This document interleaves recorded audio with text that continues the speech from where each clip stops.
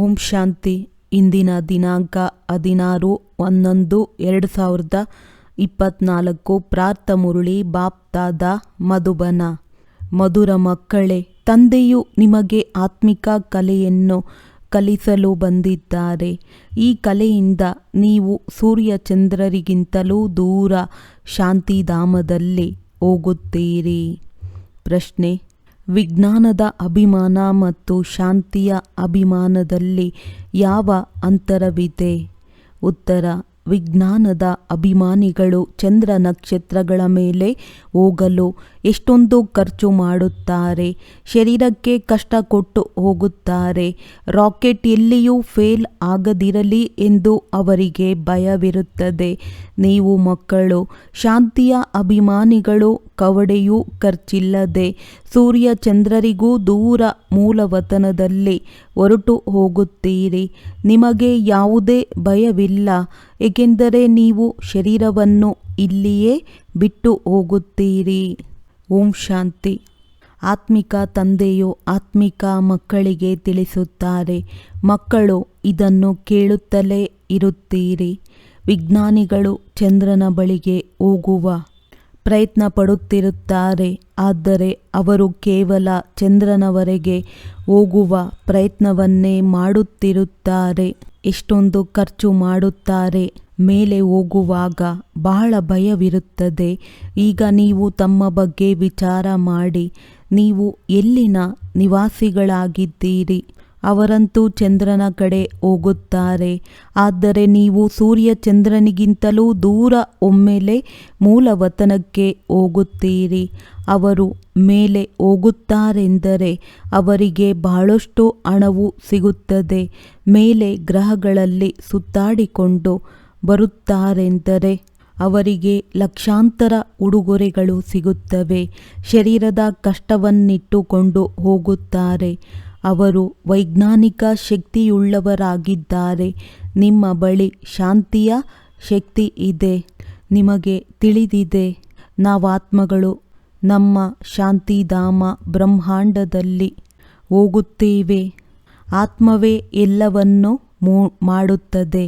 ಅವರು ಸಹ ಶರೀರದ ಜೊತೆ ಮೇಲೆ ಹೋಗುತ್ತಾರೆ. ಬಹಳ ಅಪಾಯಕಾರಿಯಾಗಿದೆ. ಮೇಲಿನಿಂದ ಬಿದ್ದರೆ ಪ್ರಾಣವು ಹೊರಟು ಹೋಗುವುದೆಂದು ಹೆದರುತ್ತಾರೆ. ಅವೆಲ್ಲವೂ ಶಾರೀರಿಕ ಕಲೆಗಳಾಗಿವೆ. ನಿಮಗೆ ತಂದೆಯು ಆತ್ಮಿಕ ಕಲೆಯನ್ನು ಕಲಿಸುತ್ತಾರೆ. ಈ ಕಲೆಯನ್ನು ಕಲಿಯುವುದರಿಂದ ನಿಮಗೆ ಎಷ್ಟೊಂದು ದೊಡ್ಡ ಬಹುಮಾನವು ಸಿಗುತ್ತದೆ. ನಂಬರ್ವಾರ್ ಪುರುಷಾರ್ಥದನುಸಾರ 21 ಜನ್ಮಗಳ ಬಹುಮಾನವು ಸಿಗುತ್ತದೆ. ಇತ್ತೀಚೆಗೆ ಸರ್ಕಾರವು ಲಾಟರಿಯನ್ನು ತೆಗೆಯುತ್ತದೆ ಎಲ್ಲವೇ? ಇಲ್ಲಿ ತಂದೆಯು ನಿಮಗೆ ಬಹುಮಾನವನ್ನು ಕೊಡುತ್ತಾರೆ. ಮತ್ತೇನು ಕಲಿಸುತ್ತಾರೆ? ನಿಮ್ಮನ್ನು ಸಂಪೂರ್ಣ ಮೇಲೆ ಕರೆದುಕೊಂಡು ಹೋಗುತ್ತಾರೆ. ಅಲ್ಲಿ ನಿಮ್ಮ ಮನೆ ಇದೆ. ಈಗ ನಿಮಗೆ ನೆನಪಿಗೆ ಬರುತ್ತದೆ ಎಲ್ಲವೇ? ನಮ್ಮ ಮನೆಯು ಎಲ್ಲಿದೆ ಮತ್ತು ಕಳೆದುಕೊಂಡ ರಾಜಧಾನಿಯು ಎಲ್ಲಿದೆ? ರಾವಣನು ಕಸಿದುಕೊಂಡನು. ಈಗ ಪುನಃ ನಾವು ಮೂಲ ಮನೆಗೂ ಹೋಗುತ್ತೇವೆ ಮತ್ತು ರಾಜ್ಯ ಭಾಗ್ಯವನ್ನು ಪ್ರಾಪ್ತಿ ಮಾಡಿಕೊಳ್ಳುತ್ತೇವೆ. ಮುಕ್ತಿಧಾಮವು ನಮ್ಮ ಮನೆಯಾಗಿದೆ ಎಂದು ಯಾರಿಗೂ ತಿಳಿದಿಲ್ಲ. ಈಗ ನೀವು ಮಕ್ಕಳಿಗೆ ಕಲಿಸಿಕೊಡುವುದಕ್ಕಾಗಿ ತಂದೆಯು ನೋಡಿ ಎಲ್ಲಿಂದ ಬರುತ್ತಾರೆ, ದೂರದಿಂದ ಬರುತ್ತಾರೆ. ಆತ್ಮವು ರಾಕೆಟ್ ಆಗಿದೆ. ಮೇಲೆ ಹೋಗಿ ಚಂದ್ರನೆಲ್ಲಿದೆ, ನಕ್ಷತ್ರಗಳಲ್ಲಿ ಏನಿದೆ ಎಂದು ನೋಡಲು ಪ್ರಯತ್ನ ಪಡುತ್ತಿರುತ್ತಾರೆ. ಈಗ ನೀವು ಮಕ್ಕಳಿಗೆ ತಿಳಿದಿದೆ, ಇವಂತೂ ಈ ಸೃಷ್ಟಿಯ ರಂಗಮಂಚದ ದೀಪಗಳಾಗಿವೆ. ಹೇಗೆ ರಂಗಮಂಚದಲ್ಲಿ ವಿದ್ಯುತ್ ದೀಪಗಳನ್ನು ಉರಿಸುತ್ತಾರೆ, ಮ್ಯೂಸಿಯಂನಲ್ಲಿಯೂ ಸಹ ನೀವು ದೀಪಗಳನ್ನು ಇಡುತ್ತೀರಲ್ಲವೇ? ಇದು ಬೇಹದ್ದಿನ ಪ್ರಪಂಚವಾಗಿದೆ.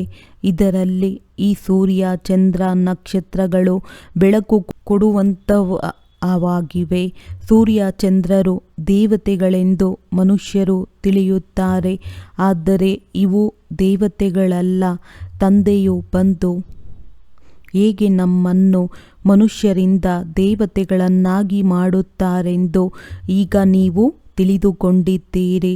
ಇವರು ಜ್ಞಾನ ಸೂರ್ಯ, ಜ್ಞಾನ ಚಂದ್ರಮ ಮತ್ತು ಜ್ಞಾನ ನಕ್ಷತ್ರಗಳಾಗಿದ್ದಾರೆ. ಜ್ಞಾನದಿಂದಲೇ ನೀವು ಮಕ್ಕಳ ಸದ್ಗತಿಯಾಗುತ್ತಿದೆ. ನೀವು ಎಷ್ಟು ದೂರ ಹೋಗುತ್ತೀರಿ? ತಂದೆಯೇ ಮನೆಗೆ ಹೋಗುವ ಮಾರ್ಗವನ್ನು ತಿಳಿಸಿದ್ದಾರೆ. ತಂದೆಯ ವಿನಃ ಯಾರೂ ಹಿಂತಿರುಗಿ ತಮ್ಮ ಮನೆಗೆ ಹೋಗಲು ಸಾಧ್ಯವಿಲ್ಲ. ಯಾವಾಗ ತಂದೆಯು ಬಂದು ಶಿಕ್ಷಣವನ್ನು ಕೊಡುತ್ತಾರೆಯೋ ಆಗಲೇ ನೀವು ತಿಳಿದುಕೊಳ್ಳುತ್ತೀರಿ. ಇದು ಸಹ ನಿಮಗೆ ತಿಳಿದಿದೆ. ನಾವಾತ್ಮಗಳು ಪವಿತ್ರರಾದಾಗಲೇ ನಮ್ಮ ಮನೆಗೆ ಹೋಗಲು ಸಾಧ್ಯ. ಅಂದರೆ ಕೊನೆಯಲ್ಲಿ ಯೋಗ ಬಲದಿಂದ ಇಲ್ಲವೇ ಶಿಕ್ಷೆಗಳ ಬಲದಿಂದ ಪಾವನರಾಗಬೇಕಾಗಿದೆ. ತಂದೆಯೆಂದು ತಿಳಿಸುತ್ತಿರುತ್ತಾರೆ. ಎಷ್ಟು ನೀವು ತಂದೆಯನ್ನು ನೆನಪು ಮಾಡುತ್ತೀರೋ ಅಷ್ಟು ಪಾವನರಾಗುತ್ತೀರಿ. ನೆನಪು ಮಾಡದಿದ್ದರೆ ಪತಿತರಾಗಿಯೇ ಉಳಿದು ಬಿಡುತ್ತೀರಿ.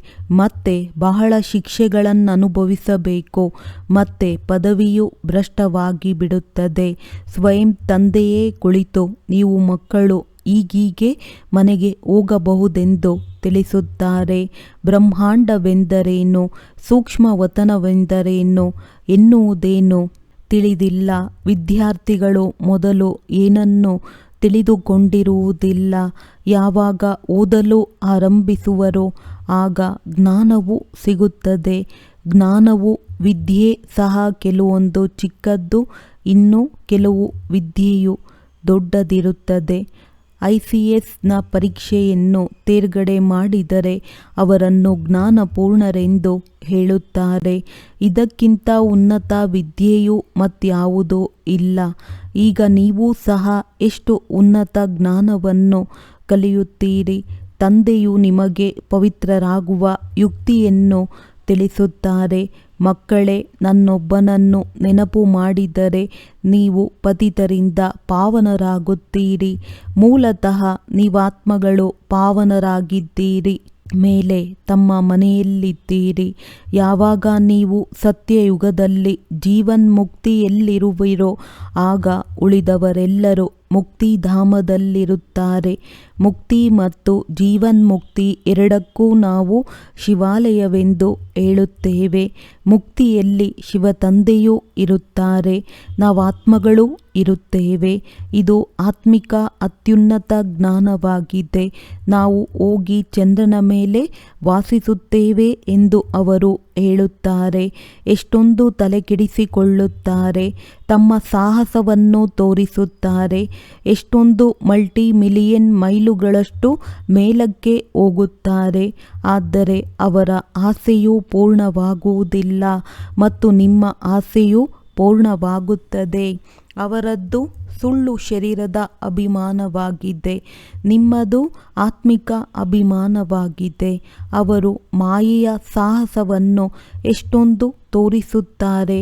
ಆಗ ಮನುಷ್ಯರು ಎಷ್ಟೊಂದು ಚಪ್ಪಾಳೆ ತಟ್ಟಿ ಅಭಿನಂದನೆಗಳನ್ನು ಕೊಡುತ್ತಾರೆ. ಅವರಿಗೆ ಬಹಳಷ್ಟು ಸಿಗುತ್ತದೆ. 5-6 ಕೋಟಿಗಳು ಸಿಗುತ್ತದೆ. ನೀವು ಮಕ್ಕಳಿಗೆ ಈ ಜ್ಞಾನವಿದೆ. ಅವರಿಗೆ ಎಷ್ಟೆಲ್ಲ ಹಣವು ಸಿಗುತ್ತದೆಯೋ ಅದೆಲ್ಲವೂ ಸಮಾಪ್ತಿಯಾಗಿ ಬಿಡುತ್ತದೆ. ಇನ್ನು ಸ್ವಲ್ಪ ದಿನಗಳಿದೆ ಎಂದೇ ತಿಳಿಯಿರಿ. ಇಂದು ಏನಿದೆ ನಾಳೆ ಏನಾಗಲಿದೆ. ಇಂದು ನೀವು ನರಕವಾಸಿಗಳಾಗಿದ್ದೀರಿ, ನಾಳೆ ಸ್ವರ್ಗವಾಸಿಗಳಾಗಿ ಬಿಡುತ್ತೀರಿ. ಸಮಯವೇನು ಹೆಚ್ಚಿಗೆ ಹಿಡಿಸುವುದಿಲ್ಲ. ಅಂದಾಗ ಅವರದ್ದು ದೈಹಿಕ ಶಕ್ತಿ, ನಿಮ್ಮದ್ದು ಆತ್ಮಿಕ ಶಕ್ತಿಯಾಗಿದೆ. ಇದನ್ನು ಕೇವಲ ನೀವೇ ತಿಳಿದುಕೊಂಡಿದ್ದೀರಿ. ಅವರು ದೈಹಿಕ ಶಕ್ತಿಯಿಂದ ಎಲ್ಲಿಯವರೆಗೆ ಹೋಗುತ್ತಾರೆ? ಅವರ ಕಲೆಯು ಇಲ್ಲಿಯವರೆಗೆ ಸಮಾಪ್ತಿಯಾಗಿ ಬಿಡುತ್ತದೆ. ಅದು ದೈಹಿಕ ಅತ್ಯುನ್ನತ ಕಲೆಯಾಗಿದೆ. ನಿಮ್ಮದು ಉನ್ನತ ಆತ್ಮಿಕ ಕಲೆಯಾಗಿದೆ. ನೀವು ಶಾಂತಿಧಾಮದಲ್ಲಿ ಹೋಗುತ್ತೀರಿ. ಅದರ ಹೆಸರೇ ಆಗಿದೆ ಮಧುರ ಮನೆ. ಅವರು ಎಷ್ಟು ಮೇಲೆ ಹೋಗುತ್ತಾರೆ ಮತ್ತು ನೀವು ತಮ್ಮ ಲೆಕ್ಕವನ್ನು ನೆನಪು ಮಾಡಿಕೊಳ್ಳಿ. ನೀವು ಎಷ್ಟೊಂದು ಮೈಲಿಗಳು ಮೇಲಕ್ಕೆ ಹೋಗುತ್ತೀರಿ. ನೀವು ಯಾರು ಆತ್ಮಗಳು? ತಂದೆಯು ತಿಳಿಸುತ್ತಾರೆ, ನಾನು ಎಷ್ಟು ಮೈಲಿಗಳ ಮೇಲಿರುತ್ತೇನೆ ಎಣಿಸಲು ಸಾಧ್ಯವೇ? ಅವರ ಬಳಿ ಲೆಕ್ಕವಿರುತ್ತದೆ. ಇಷ್ಟು ಮೈಲಿಗಳ ಮೇಲೆ ಹೋದರೂ ಮತ್ತೆ ಹಿಂತಿರುಗಿ ಬರುತ್ತಾರೆಂದು ತಿಳಿಸುತ್ತಾರೆ. ಬಹಳ ಎಚ್ಚರಿಕೆ ವಹಿಸುತ್ತಾರೆ. ಹೀಗೆ ಇಳಿಯುತ್ತಾರೆ, ಹಾಗೆ ಮಾಡುತ್ತಾರೆ ಎಂದು ಬಹಳಷ್ಟು ಅವರದ್ದು ಶಬ್ದವಿರುತ್ತದೆ. ನಿಮ್ಮದು ಸದ್ದೇ ಇರುವುದಿಲ್ಲ. ನೀವು ಎಲ್ಲಿಗೆ ಹೋಗುತ್ತೀರಿ ಮತ್ತು ಹೇಗೆ ಬರುತ್ತೀರಿ ಎಂಬುದು ಯಾರಿಗೂ ತಿಳಿಯುವುದಿಲ್ಲ. ನಿಮಗೆ ಯಾವ ಬಹುಮಾನವು ಸಿಗುತ್ತದೆ ಎಂಬುದು ನಿಮಗೆ ಗೊತ್ತು. ಅದ್ಭುತವಾಗಿದೆ. ತಂದೆಯದ್ದು ಚಮತ್ಕಾರವಾಗಿದೆ. ಇದು ಯಾರಿಗೂ ತಿಳಿದಿಲ್ಲ. ಇದೇನು ಹೊಸ ಮಾತಲ್ಲ. ಪ್ರತಿ 5,000 ವರ್ಷಗಳ ನಂತರ ಅವರು ಈ ಅಭ್ಯಾಸವನ್ನು ಮಾಡುತ್ತಿರುತ್ತಾರೆಂದು ನೀವು ಹೇಳುತ್ತಿರುತ್ತೀರಿ. ಅಂದರೆ ನೀವು ಈ ಸೃಷ್ಟಿರೂಪಿ ನಾಟಕದ ಆದಿ ಮಧ್ಯ ಅಂತ್ಯದ ಕಾಲಾವಧಿಯನ್ನು ಬಹಳ ಚೆನ್ನಾಗಿ ತಿಳಿದುಕೊಂಡಿದ್ದೀರಿ. ಅಂದಾಗ ತಂದೆಯು ನಮಗೆ ಏನು ಕಲಿಸುತ್ತಾರೆಂಬುದು ನಶೆ ಇರಬೇಕು. ಬಹಳ ಶ್ರೇಷ್ಠ ಪುರುಷಾರ್ಥವನ್ನು ಮಾಡುತ್ತೀರಿ, ಮತ್ತೆ ಕಲ್ಪದ ನಂತರವೂ ಮಾಡುತ್ತೀರಿ. ಇವೆಲ್ಲ ಮಾತುಗಳು ಯಾರಿಗೂ ಗೊತ್ತಿಲ್ಲ. ತಂದೆಯು ಗುಪ್ತವಾಗಿದ್ದಾರೆ. ನಿಮಗೆ ಪ್ರತಿನಿತ್ಯವೂ ಎಷ್ಟೊಂದು ತಿಳಿಸುತ್ತಿರುತ್ತಾರೆ, ಎಷ್ಟೊಂದು ಜ್ಞಾನವನ್ನು ಕೊಡುತ್ತಾರೆ. ಅವರು ಒಂದು ಪರಿಮಿತ ದೂರದವರೆಗೆ ಹೋಗುತ್ತಾರೆ. ನೀವು ಬೇಹದ್ದಿನಲ್ಲಿ ಹೋಗುತ್ತೀರಿ. ಅವರು ಚಂದ್ರನವರೆಗೆ ಹೋಗುತ್ತಾರೆ. ಸೂರ್ಯ ಚಂದ್ರನೆಂದರೆ ದೊಡ್ಡ ದೊಡ್ಡ ದೀಪಗಳಷ್ಟೇ, ಇನ್ನೇನೂ ಇಲ್ಲ. ಅವರಿಗೆ ಭೂಮಿಯು ಬಹಳ ಚಿಕ್ಕದಾಗಿ ಕಾಣುತ್ತದೆ. ಅಂದಾಗ ಅವರ ಶಾರೀರಿಕ ಜ್ಞಾನ ಮತ್ತು ನಿಮ್ಮ ಜ್ಞಾನದಲ್ಲಿ ಎಷ್ಟೊಂದು ಅಂತರವಿದೆ. ನೀವಾತ್ಮಗಳು ಎಷ್ಟೊಂದು ಸೂಕ್ಷ್ಮವಾಗಿದ್ದೀರಿ, ಆದರೆ ವೇಗವು ಬಹಳಷ್ಟು ತೀಕ್ಷ್ಣವಾಗಿದೆ. ನೀವಾತ್ಮಗಳು ಮೇಲಿರುತ್ತೀರಿ. ಇಲ್ಲಿ ಪಾತ್ರವನ್ನಭಿನಯಿಸಲು ಬರುತ್ತೀರಿ. ತಂದೆಯೂ ಸಹ ಪರಮ ಆತ್ಮನಾಗಿದ್ದಾರೆ. ಆದರೆ ಅವರ ಪೂಜೆ ಹೇಗಾಗುವುದು? ಭಕ್ತಿಯೂ ಸಹ ಅವಶ್ಯವಾಗಿ ಆಗಲೇಬೇಕಾಗಿದೆ. ತಂದೆಯು ತಿಳಿಸುತ್ತಾರೆ, ಅರ್ಧಕಲ್ಪ ಜ್ಞಾನ ದಿನವಾಗಿದೆ, ಇನ್ನರ್ಧ ಕಲ್ಪ ಭಕ್ತಿ ರಾತ್ರಿಯಾಗಿದೆ. ಈಗ ಸಂಗಮ ಯುಗದಲ್ಲಿ ನೀವು ಜ್ಞಾನವನ್ನು ತೆಗೆದುಕೊಳ್ಳುತ್ತೀರಿ. ಸತ್ಯಯುಗದಲ್ಲಂತೂ ಜ್ಞಾನವಿರುವುದಿಲ್ಲ. ಆದ್ದರಿಂದ ಈ ಸಮಯಕ್ಕೆ ಪುರುಷೋತ್ತಮ ಸಂಗಮ ಯುಗವೆಂದು ಹೇಳಲಾಗುತ್ತದೆ. ಎಲ್ಲರನ್ನೂ ಪುರುಷೋತ್ತಮರನ್ನಾಗಿ ಮಾಡುತ್ತಾರೆ. ನೀವಾತ್ಮಗಳು ಎಷ್ಟೊಂದು ದೂರಕ್ಕೆ ಹೋಗುತ್ತೀರಿ. ನಿಮಗಿದು ಖುಷಿಯಿದೆ ಎಲ್ಲವೇ? ಅವರು ತಮ್ಮ ಕಲೆಯನ್ನು ತೋರಿಸುತ್ತಾರೆಂದರೆ ಅವರಿಗೆ ಬಹಳಷ್ಟು ಹಣವು ಸಿಗುತ್ತದೆ. ಬಲೆ, ಅವರಿಗೆ ಎಷ್ಟಾದರೂ ಸಿಗಲಿ. ಆದರೆ ನಿಮಗೆ ತಿಳಿದಿದೆ, ಅದೇನು ನಮ್ಮ ಜೊತೆಯಲ್ಲಿ ಬರುವುದಿಲ್ಲ. ಈಗ ಶರೀರ ಬಿಟ್ಟೆವೆಂದರೆ ಬಿಟ್ಟೆವು, ಎಲ್ಲವೂ ಸಮಾಪ್ತಿಯಾಗಲಿದೆ. ಈಗ ನಿಮಗೆ ಎಷ್ಟೊಂದು ಅಮೂಲ್ಯ ರತ್ನಗಳು ಸಿಗುತ್ತವೆ. ಇದರ ಬೆಲೆಯನ್ನು ಎಣಿಸಲು ಸಾಧ್ಯವಿಲ್ಲ. ಒಂದೊಂದು ಜ್ಞಾನ ರತ್ನಗಳು ಲಕ್ಷಾಂತರ ರೂಪಾಯಿಗಳಷ್ಟು ಅಮೂಲ್ಯವಾಗಿದೆ. ಎಷ್ಟೊಂದು ಸಮಯದಿಂದ ನೀವು ಕೇಳುತ್ತಲೇ ಬರುತ್ತೀರಿ. ಗೀತೆಯಲ್ಲಿ ಎಷ್ಟೊಂದು ಅಮೂಲ್ಯ ಜ್ಞಾನವಿದೆ. ಇದೊಂದೇ ಗೀತೆಯಾಗಿದೆ. ಇದಕ್ಕೆ ಅತ್ಯಮೂಲ್ಯವೆಂದು ಹೇಳುತ್ತಾರೆ. ಸರ್ವಶಾಸ್ತ್ರಮಯಿ ಶಿರೋಮಣಿ ಶ್ರೀಮದ್ ಭಗವದ್ಗೀತೆಯಾಗಿದೆ. ಅವರು ಬಲೆ ಇದನ್ನು ನಿತ್ಯವೂ ಓದುತ್ತಿರುತ್ತಾರೆ. ಆದರೆ ಇದರ ಅರ್ಥವು ಅವರಿಗೆ ತಿಳಿದಿದೆಯೇ? ಗೀತೆಯನ್ನು ಓದುವುದರಿಂದ ಏನಾಗುವುದೆಂದು ಅವರಿಗೆ ಗೊತ್ತಿಲ್ಲ. ಈಗ ತಂದೆಯು ತಿಳಿಸುತ್ತಾರೆ, ಮಕ್ಕಳೇ, ನನ್ನನ್ನು ನೆನಪು ಮಾಡಿದರೆ ನೀವು ಪಾವನರಾಗುತ್ತೀರಿ. ಅವರು ಕೇವಲ ಗೀತೆಯನ್ನು ಓದುತ್ತಾರೆ, ಆದರೆ ತಂದೆಯ ಜೊತೆ ಅವರಲ್ಲಿ ಒಬ್ಬರ ಬುದ್ಧಿಯೋಗವು ಸಹ ಇಲ್ಲ. ತಂದೆಯನ್ನೇ ಸರ್ವವ್ಯಾಪಿ ಎಂದು ಹೇಳಿಬಿಡುತ್ತಾರೆ. ಪಾವನರಾಗುವುದಕ್ಕೂ ಸಾಧ್ಯವಿಲ್ಲ. ಈಗ ಈ ಲಕ್ಷ್ಮೀ ನಾರಾಯಣರ ಚಿತ್ರಗಳು ನಿಮ್ಮ ಸನ್ಮುಖದಲ್ಲಿವೆ. ಇವರಿಗೆ ದೇವತೆಗಳೆಂದು ಹೇಳಲಾಗುತ್ತದೆ, ಏಕೆಂದರೆ ದೈವಿ ಗುಣಗಳಿವೆ. ನೀವೆಲ್ಲರೂ ಪಾವನರಾಗಿ ತಮ್ಮ ಮನೆಗೆ ಹೋಗಬೇಕಾಗಿದೆ.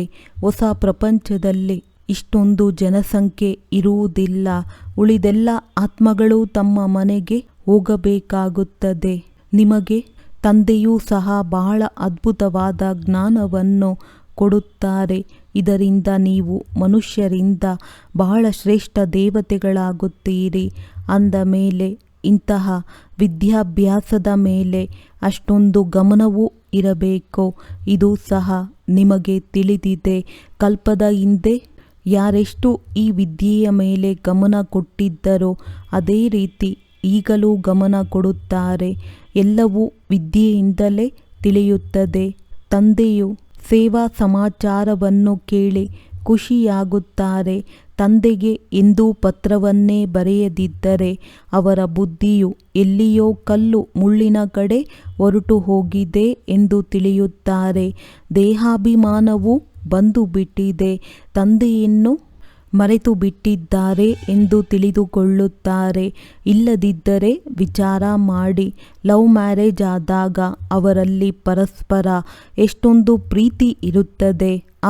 ಕೆಲವರ ವಿಚಾರವೂ ಬದಲಾಗುತ್ತದೆ ಎಂದರೆ ಮತ್ತೆ ಸ್ತ್ರೀಯನ್ನು ಕೊಲ್ಲುವ ಸಾಧ್ಯತೆಯೂ ಇದೆ. ಆದರೆ ಇಲ್ಲಿ ನಿಮ್ಮದು ತಂದೆಯ ಜೊತೆ ಲವ್ ಮ್ಯಾರೇಜ್ ಆಗಿದೆ. ತಂದೆಯು ಬಂದು ನಿಮಗೆ ತಮ್ಮ ಪರಿಚಯವನ್ನು ಕೊಡುತ್ತಾರೆ. ನೀವು ತಾವಾಗಿಯೇ ಪರಿಚಯವನ್ನು ಪಡೆಯುವುದಿಲ್ಲ, ತಂದೆಯೇ ಬರಬೇಕಾಗುತ್ತದೆ. ಯಾವಾಗ ಹಳೆಯ ಪ್ರಪಂಚವಾಗುವುದೋ ಆಗಲೇ ತಂದೆಯು ಬರುತ್ತಾರೆ.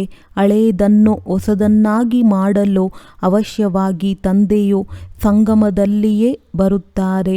ಹೊಸ ಪ್ರಪಂಚವನ್ನು ಸ್ಥಾಪನೆ ಮಾಡುವುದೇ ತಂದೆಯ ಕರ್ತವ್ಯವಾಗಿದೆ. ನಿಮ್ಮನ್ನು ಸ್ವರ್ಗದ ಮಾಲೀಕರನ್ನಾಗಿ ಮಾಡುತ್ತಾರೆಂದರೆ ಇಂತಹ ತಂದೆಯ ಜೊತೆ ಎಷ್ಟೊಂದು ಪ್ರೀತಿ ಇರಬೇಕು. ಆದರೆ ಬಾಬಾ, ನಾವು ಮರೆತು ಹೋಗುತ್ತೇವೆಂದು ಏಕೆ ಹೇಳುತ್ತೀರಿ? ಎಷ್ಟು ಶ್ರೇಷ್ಠಾತಿ ಶ್ರೇಷ್ಠ ತಂದೆಯಾಗಿದ್ದಾರೆ. ಅವರಿಗಿಂತ ಶ್ರೇಷ್ಠರು ಮತ್ಯಾರೂ ಇಲ್ಲ. ಮನುಷ್ಯರು ಮುಕ್ತಿಗಾಗಿ ಎಷ್ಟೊಂದು ತಲೆ ಕೆಡಿಸಿಕೊಳ್ಳುತ್ತಾರೆ, ಉಪಾಯಗಳನ್ನು ಮಾಡುತ್ತಾರೆ. ಎಷ್ಟೊಂದು ಸುಳ್ಳು ಮೋಸವೂ ನಡೆಯುತ್ತಿದೆ. ಮಹರ್ಷಿ ಮೊದಲಾದವರಿಗೆ ಎಷ್ಟೊಂದು ಹೆಸರಿದೆ. ಸರ್ಕಾರವು 10-20 ಎಕರೆ ಜಮೀನನ್ನು ಕೊಡುತ್ತದೆ. ಅಂದರೆ ಸರ್ಕಾರವು ಅಧಾರ್ಮಿಕವೆಂದಲ್ಲ. ಇದರಲ್ಲಿ ಕೆಲವು ಮಂತ್ರಿಗಳು ಧಾರ್ಮಿಕರಿದ್ದಾರೆ, ಇನ್ನು ಕೆಲವರು ಅಧಾರ್ಮಿಕರಿದ್ದಾರೆ. ಕೆಲವರು ಧರ್ಮವನ್ನು ಒಪ್ಪುವುದೇ ಇಲ್ಲ. ಧರ್ಮವೇ ಶಕ್ತಿ ಎಂದು ಹೇಳಲಾಗುತ್ತದೆ. ಕ್ರಿಶ್ಚಿಯನರಲ್ಲಿ ಶಕ್ತಿ ಇತ್ತಲ್ಲವೇ? ಇಡೀ ಭಾರತವನ್ನೇ ವಶಪಡಿಸಿಕೊಂಡರು. ಈಗ ಭಾರತದಲ್ಲಿ ಯಾವುದೇ ಶಕ್ತಿ ಇಲ್ಲ.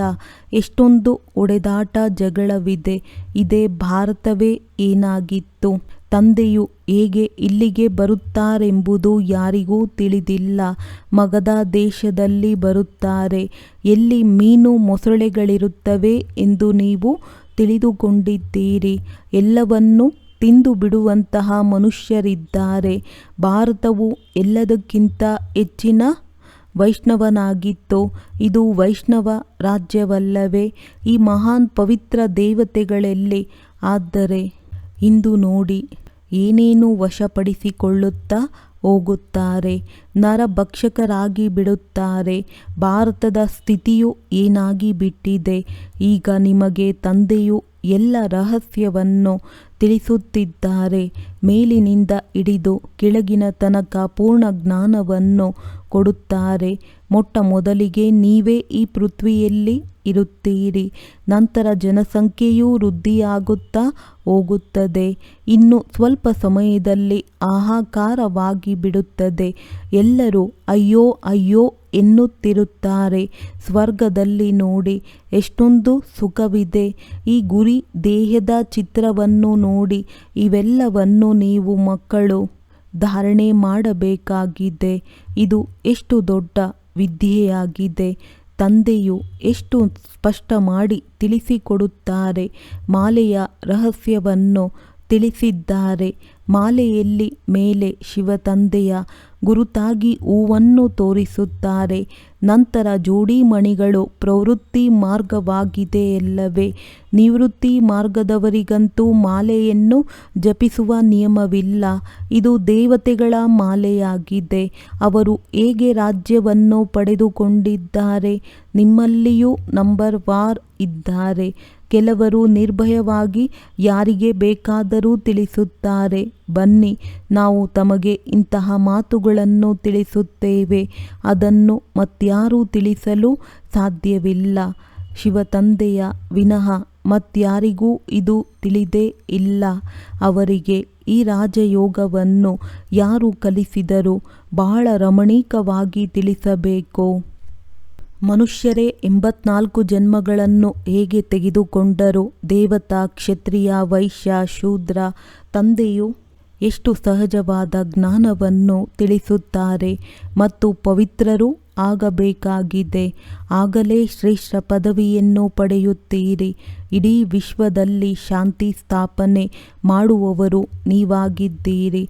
ತಂದೆಯು ನಿಮಗೆ ರಾಜ್ಯಭಾಗ್ಯವನ್ನು ಕೊಡುತ್ತಾರೆ.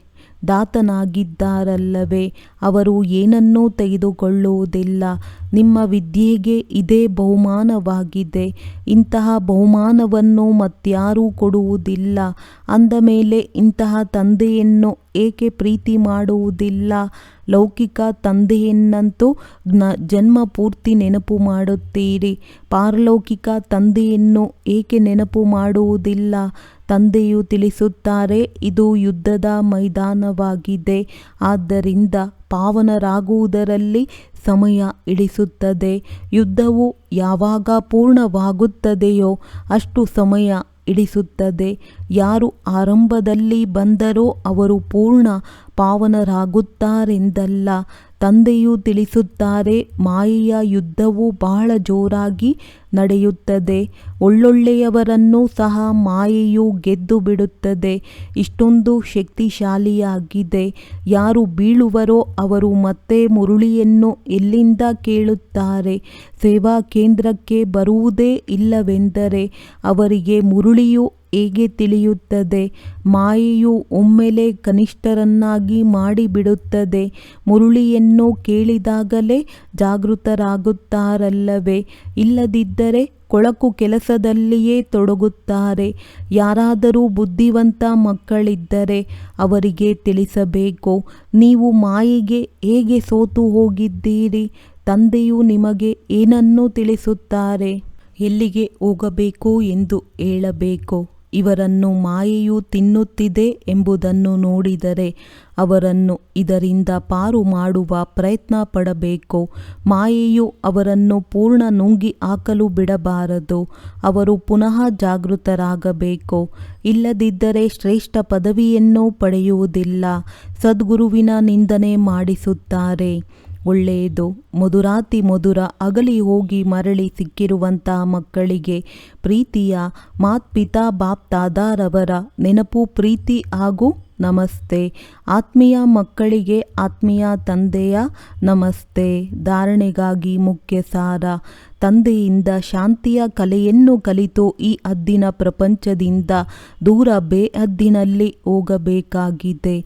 ಈ ನಶೆ ಇರಲಿ. ತಂದೆಯು ನಮಗೆ ಎಷ್ಟೊಂದು ಸುಂದರ ಜ್ಞಾನವನ್ನು ಕೊಟ್ಟು ಎಷ್ಟು ದೊಡ್ಡ ಬಹುಮಾನವನ್ನು ಕೊಡುತ್ತಾರೆ. ನಿರ್ಭಯರಾಗಿ ಬಹಳ ಮಧುರ ಶೈಲಿಯಿಂದ ಸೇವೆ ಮಾಡಬೇಕಾಗಿದೆ. ಮಾಯೆಯ ಯುದ್ಧದಲ್ಲಿ ಶಕ್ತಿಶಾಲಿಗಳಾಗಿ ವಿಜಯವನ್ನು ಪಡೆಯಬೇಕಾಗಿದೆ. ಮುರುಳಿಯನ್ನು ಕೇಳಿ ಜಾಗೃತರಾಗಿರಬೇಕಾಗಿದೆ ಮತ್ತು ಎಲ್ಲರನ್ನೂ ಜಾಗೃತಗೊಳಿಸಬೇಕಾಗಿದೆ. ವರದಾನ: ಪರಮ ಪೂಜ್ಯರಾಗಿ ಪರಮಾತ್ಮನ ಪ್ರೀತಿಯ ಅಧಿಕಾರವನ್ನು ಪ್ರಾಪ್ತಿ ಮಾಡುವಂತಹ ಸಂಪೂರ್ಣ ಸ್ವಚ್ಛ ಆತ್ಮಭವ.